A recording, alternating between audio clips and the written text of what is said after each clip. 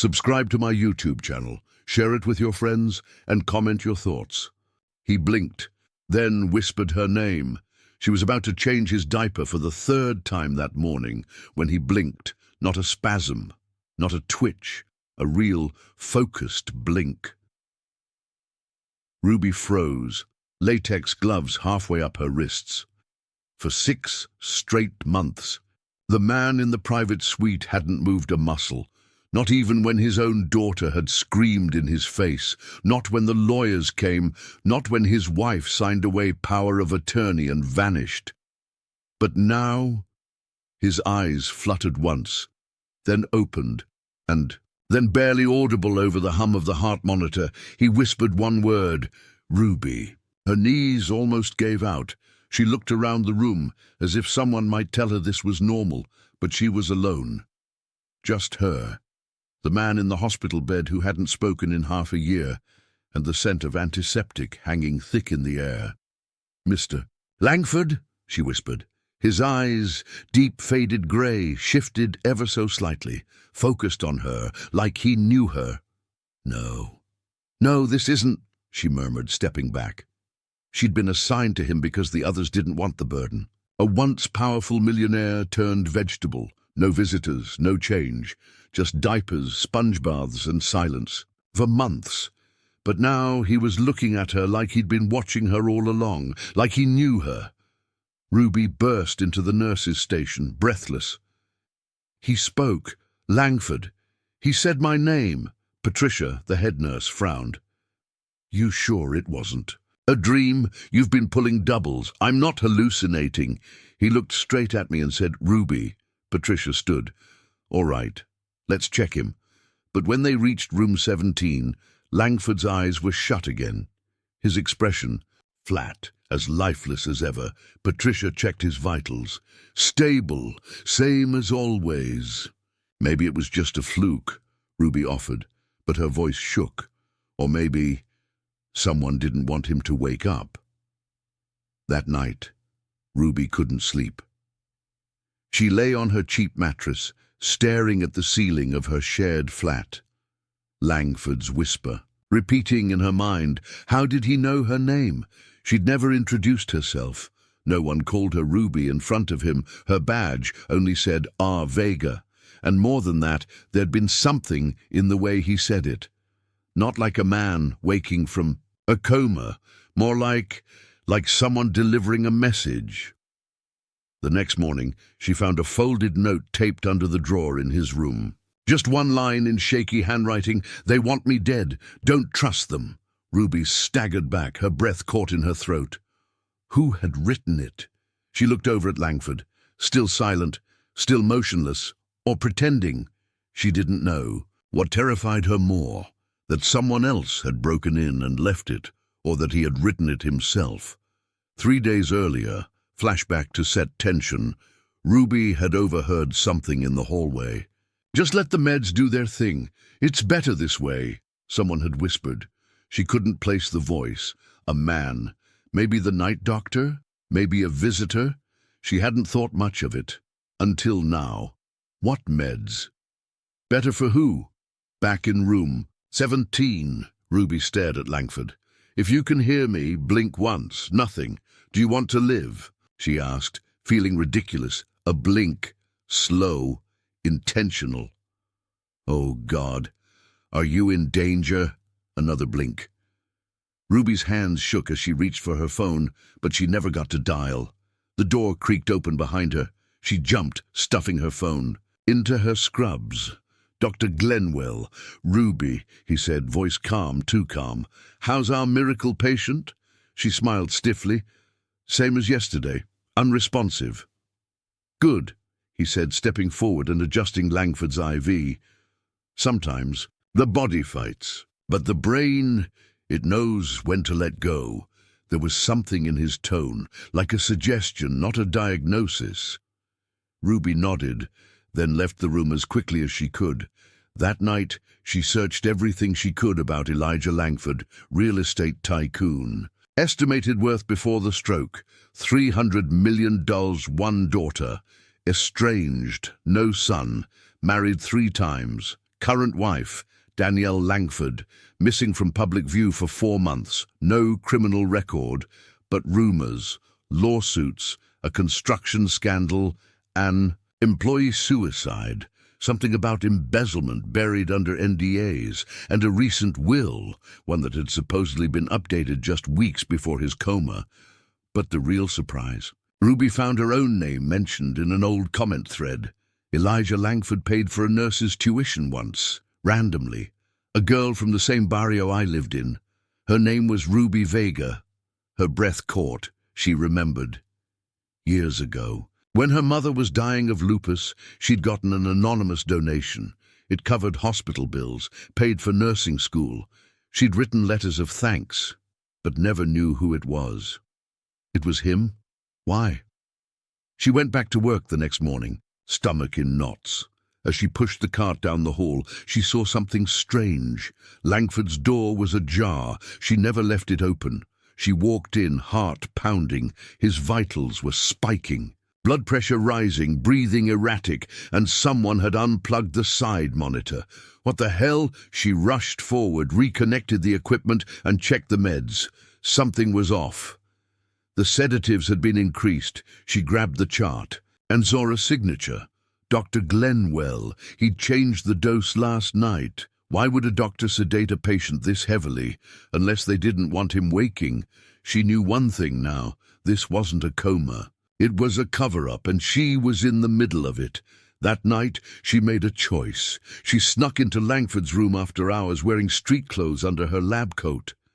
"Mr. Langford," she whispered, "I know you're in there. I don't know why you helped me or how we're connected, but if you're trying to stay alive, I'll help you." His finger twitched. She gasped. "I'll come back tomorrow. We'll figure this out." As she turned to go, she noticed something taped under his bed frame. Another note, just one word this time: run. Cliffhanger. Ruby stared at the word like it might explode in her hands. But where would she run? And more importantly, who was she really running from? The secret beneath the syringe. Ruby didn't run. Not yet. Not when everything inside her screamed to. She folded the note with trembling fingers and slipped it into her bra, right against her skin. The word run pulsed like a second heartbeat. She couldn't unsee it, couldn't unknow it. If Mr. Langford had written it, then he wasn't just aware, he was terrified. Of who? Of Dr. Glenwell? Of his own family? The people who were supposed to protect him? She stayed behind in the hospital after her shift, hiding in the locker room under the flickering fluorescent light. She watched nurses come and go, checked the cameras, timed the security rounds. At 2:03 a.m., she crept back into room 17. He was still breathing, still restrained, still silent, but she saw it. The tiniest twitch of his eyelid as she stepped in. "You're awake," she whispered, kneeling beside him. A slow blink. "One." "You trust me?" she asked. Another blink. "Okay, then listen to me." She leaned in, lowering her voice. "You wrote those notes, didn't you?" This time he didn't blink. He moved his finger. Barely noticeable, but it scraped against the sheets. Ruby swallowed the panic rising in her throat. "I'm going to ask you yes or no questions," she said softly. "Blink once for yes. Don't blink for no. Can you do that? Blink. Are you being drugged on purpose? Blink. Is it the doctor? Blink." Her spine turned to ice. "Anyone else?" No blink. "Your family?" A pause. Then, blink. She shut her eyes, the truth slamming into her like cold water. "And the will? Did you change it before this happened? Blink. Blink. Twice. Blink. Did you remove someone from it? Blink. Is that why they want you dead? Blink." Ruby stood up, shaking. She couldn't breathe, couldn't think. This wasn't just a medical case. This was murder in slow motion, and she was the only witness. The next morning, she returned to the nurses' station to find Patricia already there, arms folded, lips tight. "Ruby, Dr. Glenwell wants to see you." "Now." Her stomach twisted. "About what?" "He didn't say. Just go." Ruby forced herself to stay calm. Act normal, walk normal. But as she reached the doctor's office, her mind screamed with warning. Dr. Glenwell sat behind his mahogany desk, a coffee steaming beside a stack of files. He smiled, but it didn't reach his eyes. "Have a seat." She sat, hands gripping her knees under the desk. "How's our Mr. Langford?" he asked casually. "Stable. Still no change?" "No," she lied. He tapped his pen. "You've been spending a lot of time with him. I'm his assigned nurse." "Yes, but off shift?" His tone sharpened. "I noticed you on the monitors last night, 2 a.m. visit." Ruby's heart thudded. "I dropped something in his room earlier. Just went back to get it." He stared at her, unblinking. "You sure? You're not imagining things? Getting too involved?" "No," she said evenly. "I'm just doing my job." He leaned forward. "Let me be clear, Ruby. Elijah Langford is a dying man. Whether his body knows it or not, his time is over. What he needs is peace, not meddling. You understand?" She nodded, jaw clenched so tight it ached. "Good," he smiled. "You can go." As she exited, she felt the chill of surveillance. Follow her down the hallway. That evening, Ruby took a detour before returning home. A childhood friend, Manny, worked at a local pharmacy. He owed her a favor. "Manny, can you help me identify some meds?" He raised a brow. Not like that question's sketchy at all. She handed him a photo she'd taken of Langford's IV bag. "Whoa, this dose is huge. These are sedatives. Some are borderline illegal for daily use. What would happen if you gave these to someone every day for months? Brain shutdown, organ fatigue, memory wipe, eventually coma or worse." Ruby's face paled. "Why are you asking?" he added, lowering his voice. "I can't explain now, but thank you."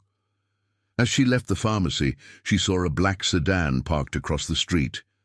Engine running, no driver visible. Her pace quickened. Back at the hospital the next morning, she walked in to find chaos. Room 17 was sealed off. Yellow tape, 2 security guards posted outside. She ran to Patricia. "What happened?" Patricia looked shaken. "Someone tried to break into Langford's room last night, disabled the cameras first." "What?" She gasped. "Is he okay?" "He's alive, but they're transferring him to a more secure wing." Ruby's blood ran cold. "Who gave that order?" "Dr. Glenwell and a representative from the family." "Which family member?" She waited until the hallway cleared, then slipped into the room before the transfer team arrived. Langford's eyes opened the second she entered. She rushed to his side. "They're trying to move you. I don't think you'll come back if they do." He blinked, then tried to mouth something. She leaned close. His voice was cracked dust, barely audible. "Help! Me!" Her throat caught. She grabbed his hand. "I will." But before she could say more, the door opened. 2 orderlies entered, wheeling a new bed. "We got orders. He's going now." She stepped aside, helpless. But as they lifted him, something dropped from under his pillow. She snatched it before anyone saw. Another note. "Tell Lila." Lila? She waited until her shift ended, then ran a name search. Lila Langford. Daughter. 24. Social media presence until 6 months ago, then vanished. Last known address, a condo in the city's East End. Ruby knew what she had to do. The apartment complex looked abandoned, but one unit had a light on. She buzzed. No answer. She knocked. Still nothing. She tried once more. "I'm Ruby. I'm a nurse. I care for your father." The door opened an inch. A chain held it fast. A girl's face appeared, pale, wary, hair unkempt, eyes ringed with sleeplessness. "You said, my father?" "Yes. I need to talk. Please." Pause. Then the chain dropped. The door opened wider. Lila looked nothing like her father. Small, fragile, scared. She ushered Ruby in, then locked 3 bolts behind her. "What do you want?" Ruby hesitated, then pulled out the final note. "Your father gave me this. He told me to find you." Lila's eyes filled with tears instantly. She grabbed the paper, hands shaking. "He's awake?" "Not fully, But he's aware. He said someone's trying to kill him. I know. That caught Ruby off guard. What? I knew something was wrong. They pushed me out. Danielle, his wife, she forged a POA. She had him drugged. The doctor's in on it. They want him to die quietly, so no one asks about the will. Ruby's voice trembled. He said he changed it twice. Did he? Yeah, Lila nodded. He wrote me back in. He said he was sorry for everything. He wanted to fix things before he died. But then, the stroke. Was it really a stroke? I don't know, Lila whispered, but I think someone helped it happen. Ruby looked at her. You have to come forward. I tried. No one listens to me. I'm just a disgraced daughter. They made me look unstable, said I was suicidal. You believe me? I do. Then help me, Lila said, gripping her hand. Help me get my father out of that hospital. The next day, Ruby went back in with a plan. She'd seen transfer orders before. She forged one, assigned Langford to a different room under a false patient ID. Manny agreed to drive the ambulance. No questions asked. She waited until the end of her shift, when security thinned. At 11:59 p.m., she walked into the secure wing with forged documents in hand. Transfer order, she said confidently to the guard. He scanned it. Didn't hear anything about this. Emergency assessment. Higher floor. He hesitated. Call Dr. Glenwell if you want to confirm. That worked. The last person the guards wanted to call was the man who barked orders at 2 a.m. They wheeled Langford out without a hitch. Once outside, Ruby and Manny loaded him into the ambulance and took the long route to Lila's condo, where a private nurse, another ally, waited with a home care setup. He was safe. For now. But Ruby knew the war was just beginning. As she sat beside him, Langford's eyes opened again. Lila, he rasped. She's here. She's safe. His lips curved into the ghost of a smile. You remind me of someone. Who? My mother. Stubborn, brave. Her throat tightened. Mr. Langford, why did you pay for my nursing school? He coughed, barely a laugh. You saved my mother's life once. In a clinic. You were 13. No one else stopped. You did. Tears streamed down her face.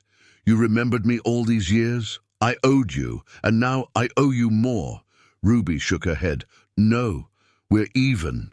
He looked toward the window, where the city blinked silently below. Not until they pay. The daughter who vanished, the morning after Elijah Langford's escape.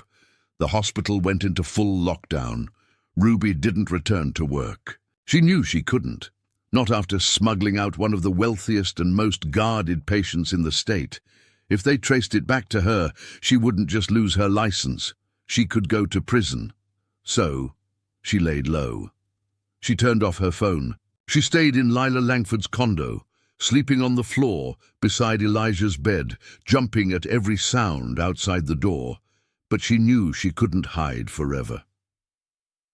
Ruby, Lila said one morning, her voice shaking. My stepmother called. Me today. Ruby turned sharply. Danielle, what did she say? She asked if I'd heard from Dad, said he vanished. She sounded worried, but it felt fake, like she was performing. Maybe she suspects you helped. Probably, Lila admitted. But she's not going to stop, you know that, right? Ruby nodded. That's why we need to go on offense. They couldn't hide Elijah forever. Eventually someone would find them. The real way to protect him was to bring the truth out into the open, publicly, legally, and loudly. We need proof, Ruby said, of the drugging, of the will, of Danielle's involvement. Something we can take to a lawyer, or the press. Lila nodded. Then we start with what I know. They sat at the tiny kitchen table, Lila sorting through a cardboard box of old documents and photos. My dad started distancing himself from Danielle a year ago. He stopped attending her charity events, withdrew from joint accounts, even hired a separate lawyer. Ruby frowned. Separate lawyer? Yeah, her name was Marlene Vega, quiet woman specialized in estate law. I only met her once, but I remember she worked from a private office, not a firm. You think she helped rewrite the will? I'm sure of it, Lila said. And I think Danielle found out. Ruby took notes. We need to find Marlene. Already tried. She disappeared around the same time Dad had the stroke. No forwarding address, no voicemail, nothing. That couldn't be a coincidence. Okay, Ruby said. Then let's go visit Danielle together. Lila blinked. What? No, that's suicide. No, Ruby said. It's strategy. She thinks you're weak. She doesn't know I'm with you. Let's keep it that way. They drove to Danielle Langford's mansion under grey clouds. Ruby, behind the wheel of Manny's beat-up Camry. The neighborhood was filled with silent gates and manicured lawns. Old Money with skeletons in the closet? Danielle answered the door herself, tall, blonde, polished, with eyes as cold as winter glass. Lila, she said sweetly, opening the door halfway. How surprising. Hi, Danielle, Lila said, quietly. I thought we should talk. Ruby stayed half hidden behind her, keeping her head lowered, dressed in dull colors and no makeup. Just another assistant. Danielle stepped back. Of course, come in. The inside was immaculate. White floors, grey walls, minimalist paintings, no photos of Elijah, not even wedding pictures. Would you like tea? Danielle offered. No, Lila said. I want answers. Danielle smiled thinly. About? My father. His will. The night he collapsed. Danielle's voice hardened. Are you accusing me of something? I'm asking if he ever told you he changed the will. Danielle folded her arms. He made many impulsive decisions toward the end. I always assumed his mind was slipping. Ruby flinched. Elijah had been clear his mind was not slipping. He was trying to undo something. Undo her. I want to see the will, Lila said. The latest version. Danielle snorted. You don't have that right. If you didn't change anything, then you've got nothing to hide, Ruby said suddenly, raising her head. Danielle's eyes darted to her. And who are you? Just a nurse, Ruby replied calmly, but one who saw what he went through in that hospital. I know about the sedatives. I know about the doctor you paid off. Danielle's face froze. Then, like flipping a switch, she smiled again. You should leave, both of you. Ruby didn't move. You think people like you can bury people like him, but not this time. Danielle leaned in, her voice cold and sharp. Be careful, nurse. You don't know the world you're playing with.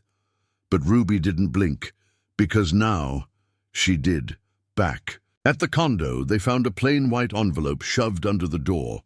Ruby picked it up with latex gloves. Inside was a single printed sheet. We know where he is. Lila's face turned to stone. They're threatening us. They're bluffing, Ruby said, but she wasn't sure. Elijah stirred from the other room. His voice was thin. Lila! She rushed in. Dad, his hand lifted a little, trembling. Don't be afraid. They always threaten before they lose. She squeezed his hand. We're going to fix this, Dad, but we need proof. His eyes fluttered open. Safe. What safe? He tried to speak, failed, then tapped his hand slowly on the bed. Wait, Lila said. Is it the one behind the piano? Blink. That's where you kept Mom's things too, right? Blink. They exchanged a look, then left for the mansion again. This time at night. The house was dark when they arrived. Ruby picked the side lock with a bobby pin. She'd learned the trick as a teen, breaking into abandoned houses to escape her violent foster home. Inside, the mansion was even colder than before. Sterile, quiet. The piano was in the study. Lila moved it while Ruby checked the room for hidden cameras. Nothing. The safe was behind a panel. Lila entered the code, her mother's birthday. Click. Inside were two folders, one labeled Will Vega, the other Video 314. Ruby opened the first. It was a signed and notarized version of Elijah's revised will. leaving 80% of his estate to Lila and 20% to a medical research foundation. Danielle was nowhere on it. The second folder held a USB. They didn't wait. They plugged it into Lila's laptop the moment they got home. A grainy recording appeared, dated 3 days before Elijah's stroke. It showed Elijah in his study, speaking to his camera. "If anything happens to me, it wasn't an accident. I changed my will. Danielle knows. She's angry. I think she's planning something." Then came the kicker. "I've hired a lawyer, Marlene Vega. She has a copy. If this disappears, she's your backup. Lila, if you're watching this, I'm sorry I was such a fool. You were always the one I should have trusted."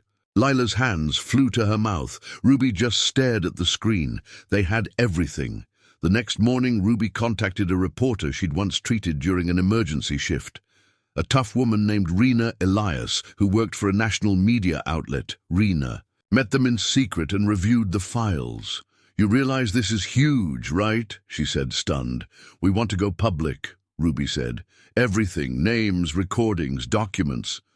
"Okay," Rena nodded, "but we have to move fast. Once this story breaks, Danielle will do anything to stop it." Lila looked at her father, asleep again, his hand curled around hers.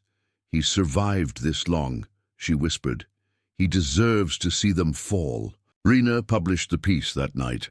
Millionaire's daughter and nurse accused stepmother of attempted murder and will forgery, with screenshots, audio clips, and legal documents. The internet exploded.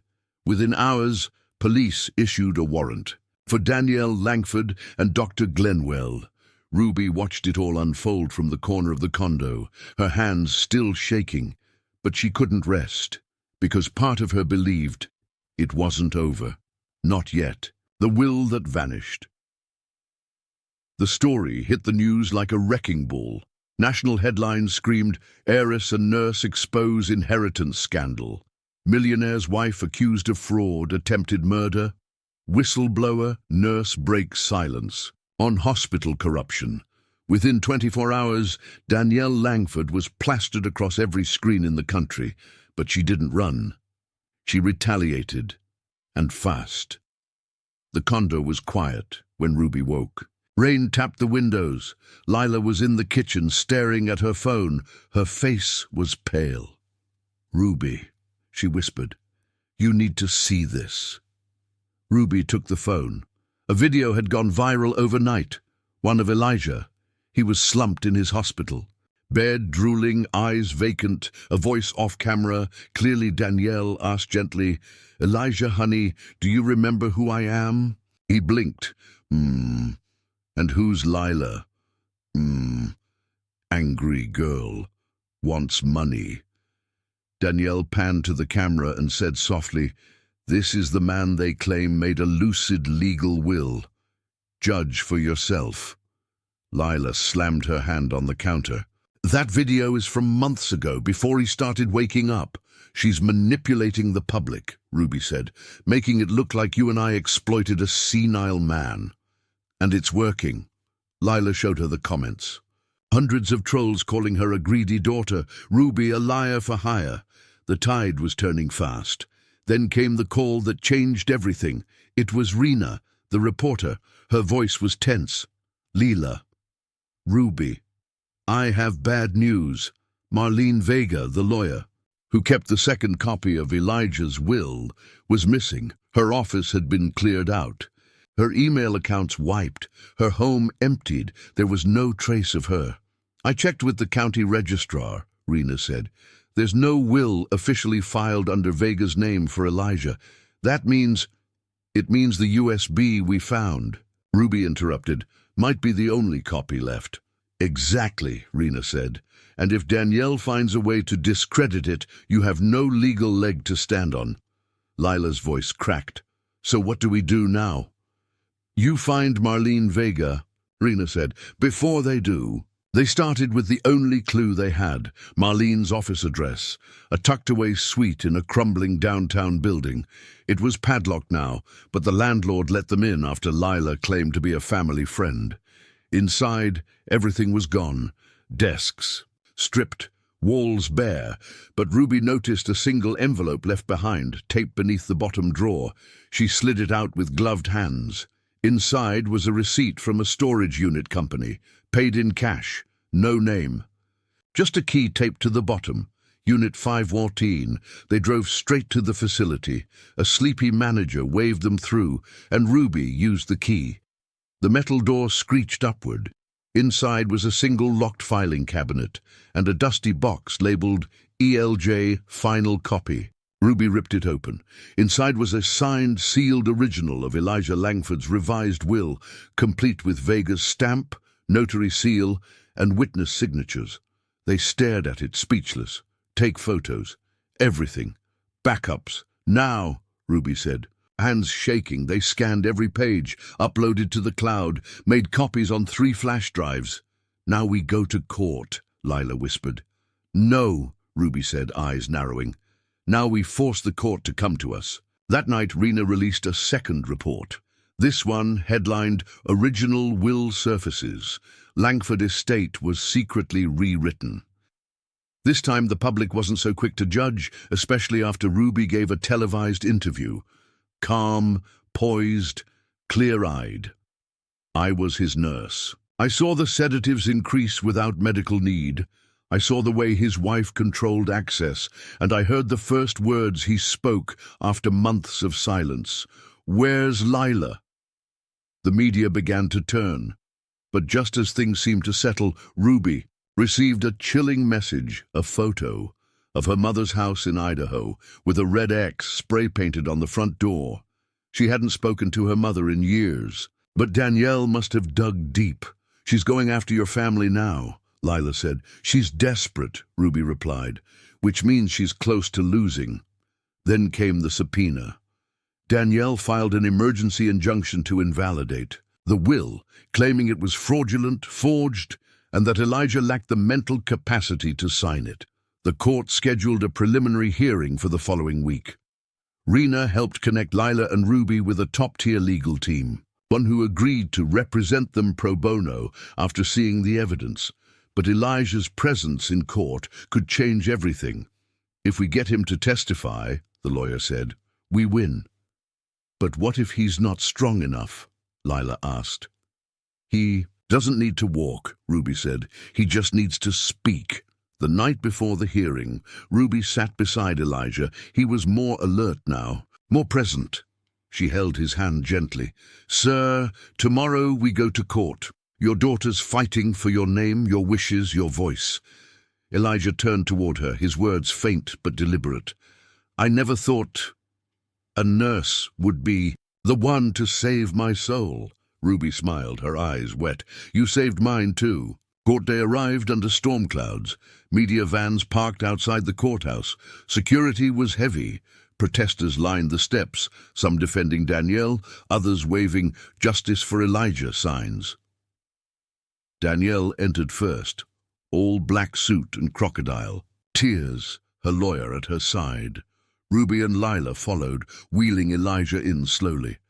The crowd fell silent as they saw him. Awake, aware, thin but determined. The judge called order. Danielle's lawyer argued first. This will is a forgery, signed, when Mr. Langford was heavily medicated and not of sound mind. Ruby's lawyer countered with video evidence, medical records, and expert testimony from an independent neurologist who reviewed Elijah's brain scans. Then came the moment. Elijah Langford may now speak. Ruby pushed the wheelchair to the witness stand. Elijah leaned toward the microphone. Silence, every breath in the courtroom held. Then, his voice, hoarse but clear. I rewrote that will because I finally saw who Danielle was and who Lila is. Danielle's face twisted. She drugged me, took everything. But this will is real. The judge nodded. Understood. Danielle's lawyer objected, but the judge silenced him with a look. I've seen enough. The court adjourned. Outside, the reporters surged, but Ruby didn't speak. Neither did Lila, because the verdict wouldn't be official until next week. Until then, They were still in the storm. Back at the condo, Ruby collapsed on the couch. Lila handed her tea. "Do you think we did enough?" Lila whispered. "We gave him his voice back," Ruby said softly. "Now the world will decide if it's ready to hear him." Danielle's final move. The courtroom had fallen silent when Elijah Langford spoke. But outside the courthouse, the world was just waking up. For the first time in months, truth had a voice. And that voice, hoarse and frail, had just exposed a monster. But monsters don't die quietly. Danielle Langford was cornered, and cornered animals do the most damage. Ruby sat by the window of the condo, watching dusk stretch over the city. It had been 4 days since the hearing. The court's decision was expected in 3 more. Elijah was back in the private care facility. Under 24-hour guard now. They weren't taking chances. Lila paced the living room. "She hasn't posted, hasn't called, hasn't even filed another claim," she muttered. "That's not like her." "She's planning something," Ruby said. "Exactly, and we won't see it coming."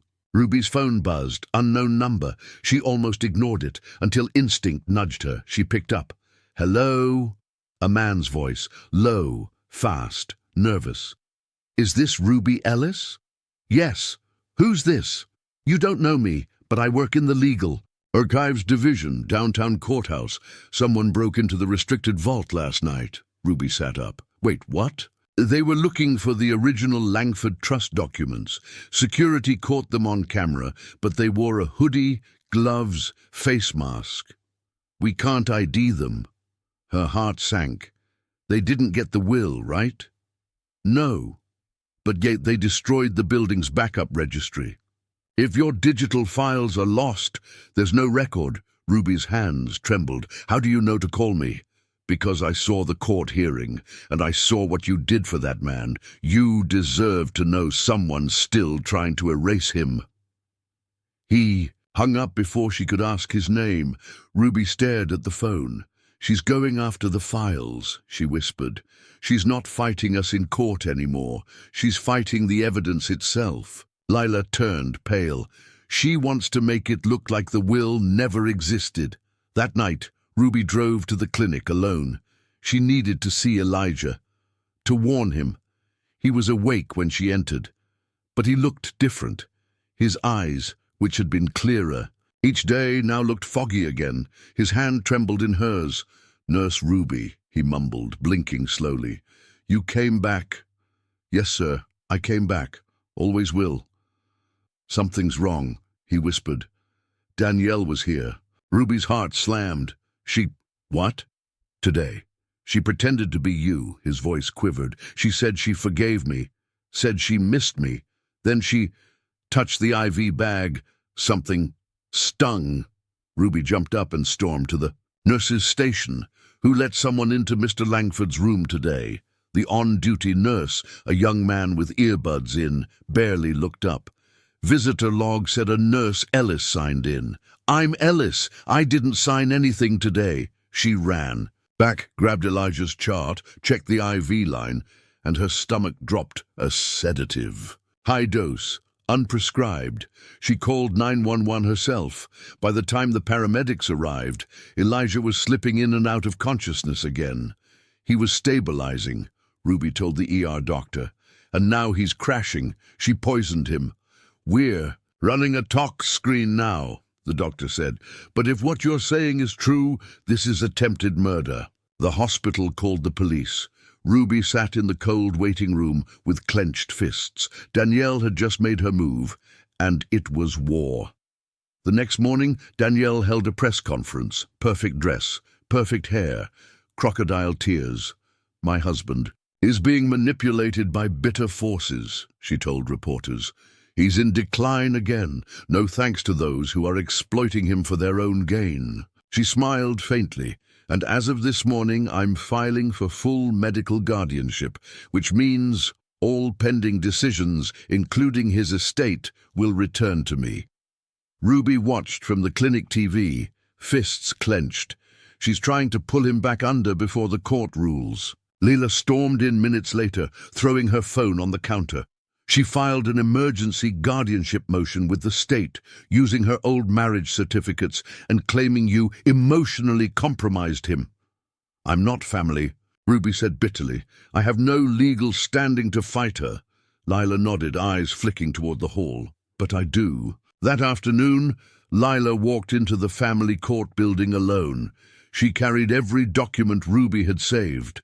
Photos, scans, the original video where Elijah called her his daughter. She spoke to the judge for 15 minutes. She didn't beg.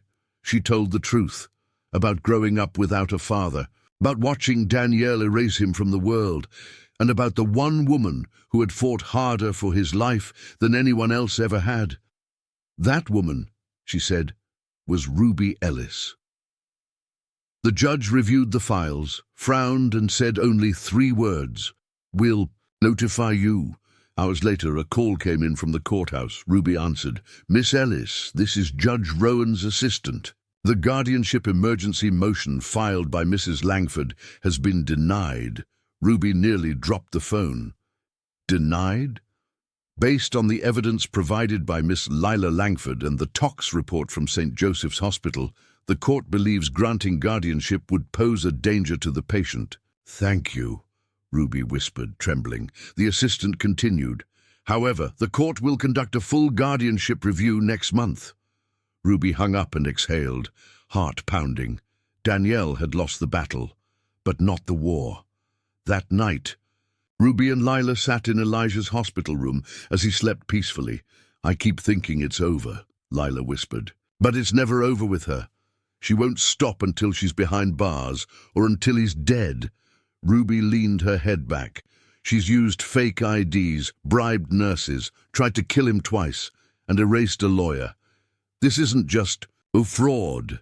This is a criminal conspiracy." Leila nodded.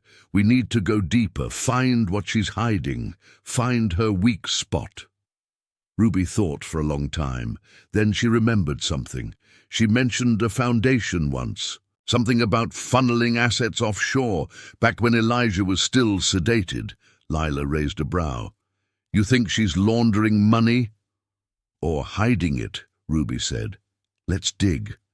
With Reiner's help, they got access to Elijah's old business filings. Buried deep in a pile of corporate documents was a small foundation registered in the Cayman Islands. Its board empty, its funds transferred weekly, and its only signature on file, Danielle Langford.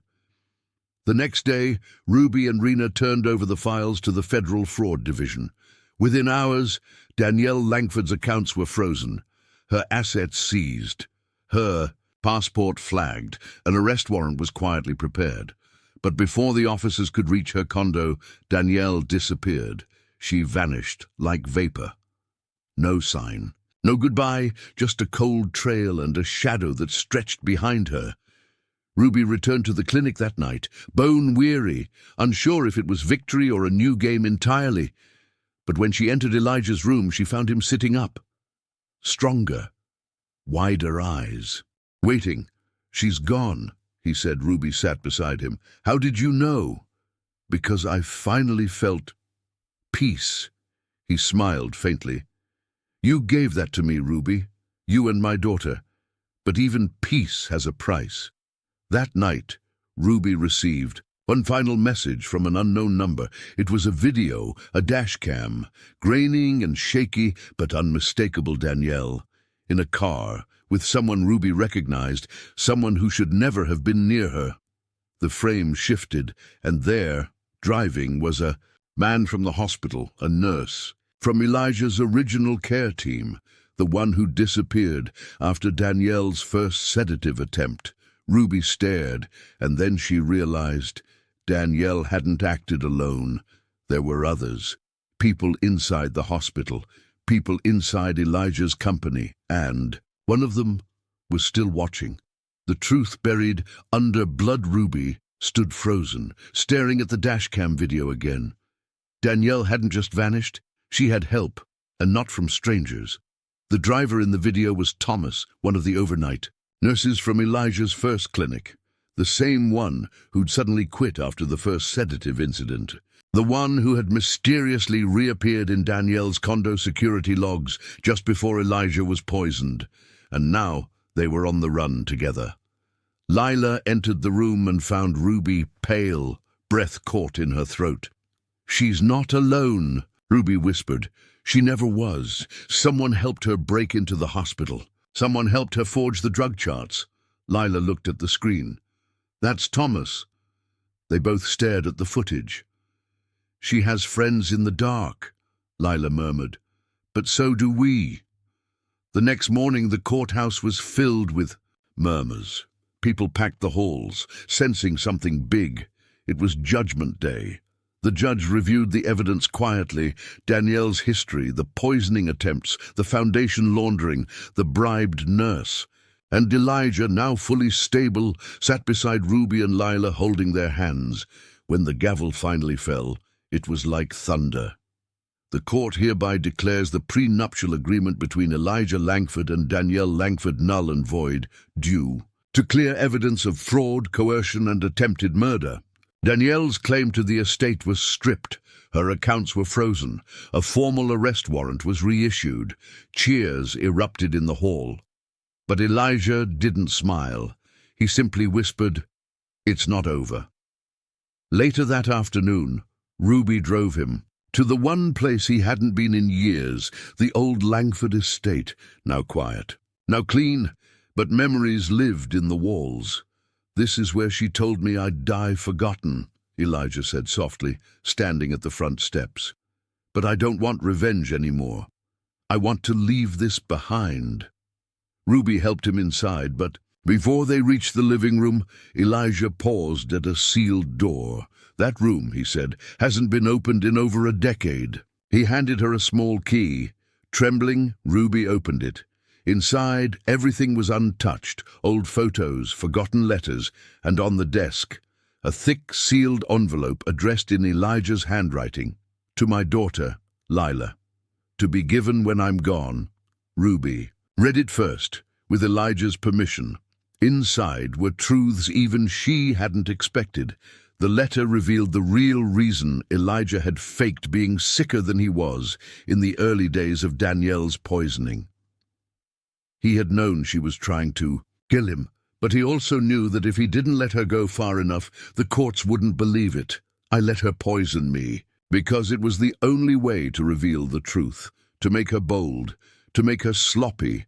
Ruby's hands shook. He had risked death for justice. The letter ended with a request. "Tell Lila I never stopped loving her mother. I left because I was ashamed of the man I became, not of them. Danielle used that shame, and I let her. But I want my daughter to remember the man I tried to be, not the man I became." Later that night, Ruby handed Lila the letter without a word. She stepped back as the young woman read in silence. Tears filled Lila's eyes. When she looked up, there was no bitterness left, only peace. "I forgive him," she said, "and I forgive you." Ruby blinked, surprised. "Me?" "For not giving up on him when we all had." They hugged quietly, the past uncoiling behind them like a dark storm drifting away. 2 days later, the FBI called. Danielle had been found. A security scan flagged her at a border checkpoint in Canada, disguised, using a fake passport under the name Diana Ellis. Ruby almost gagged when she heard the surname. She was pretending to be my sister. But the agent said Danielle didn't resist arrest. She smiled as they cuffed her. The trial that followed was swift and brutal. Thomas was arrested too and flipped immediately. He gave up everything, the offshore accounts, the other nurses who had helped, the forged medical documents, even the exact night Danielle had paid him to speed things up with Elijah. Danielle's face never changed in court. But when the jury returned their verdict, guilty on all counts, including attempted murder, fraud, and obstruction, Ruby saw a flicker.